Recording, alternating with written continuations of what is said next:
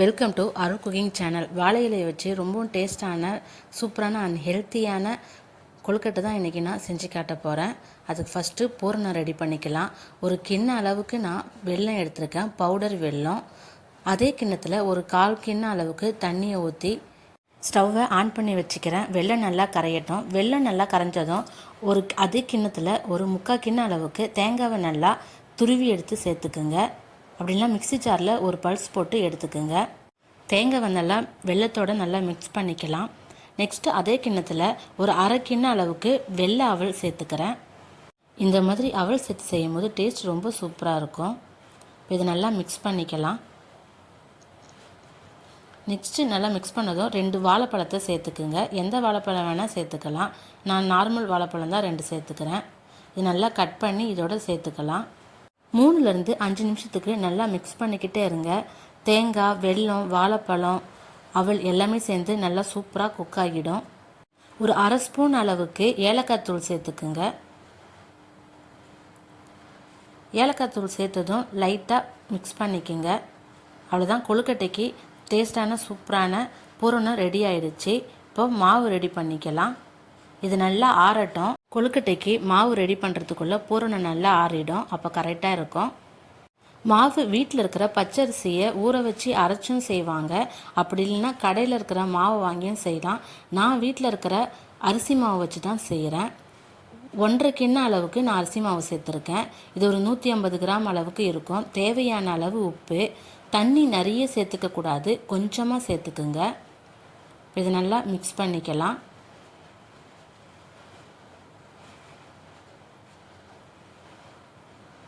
நல்லா கரண்டியில் ஒட்டுற அளவுக்கு இருக்கணும். இது கரெக்டான கன்சிஸ்டன்சி.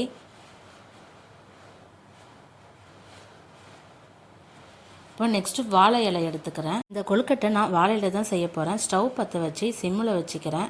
இலையை லைட்டாக காமிக்கணும். ரொம்ப ஹீட் ஆகிற வரைக்கும் காமிக்கக்கூடாது. லைட்டாக ஹீட் ஆனோடனே எடுத்துடணும்.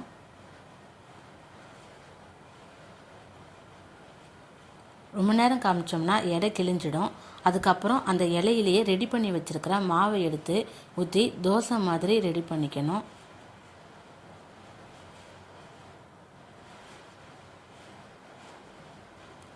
தோசை மாதிரி ஊற்றினதும் ரெடி பண்ணி வச்ச பூர்ணத்தை ஒரு பக்கமாக வச்சுக்குங்க.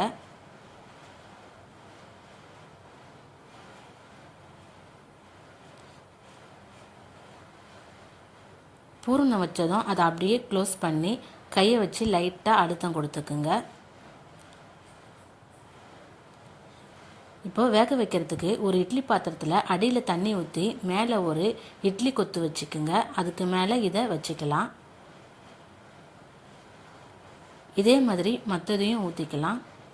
மாவு ரொம்ப தண்ணியாக இருந்தால் தோசை மாதிரி ஊற்றும் போது சைடில் ஒழுகிறதுக்கு வாய்ப்பு இருக்குது. அதனால் கொஞ்சம் மாவை கட்டியாக மிக்ஸ் பண்ணிக்கோங்க. இதே மாதிரி பூர்ணத்தையும் வச்சு அப்படியே அழுத்தம் கொடுத்து எடுத்து வச்சுக்கலாம். இதே மாதிரி இருக்கிற எல்லா மாவையும் ஊற்றி இட்லி கொத்தில் வச்சுக்கோங்க. ஒரு 15 நிமிஷத்துக்கு மூடி போட்டு வச்சுக்கோங்க. கொழுக்கட்டை ரெடி ஆகிடும்.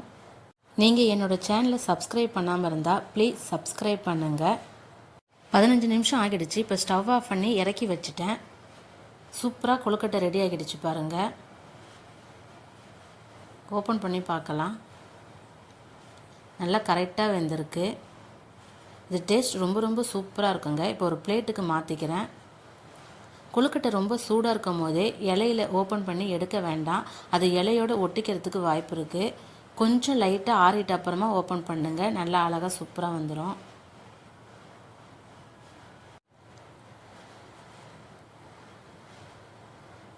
ஆறுனதும் ஒழுங்காக வந்துடுச்சு பாருங்கள். இதே மாதிரி எல்லாத்தையுமே எடுத்துக்கலாம்.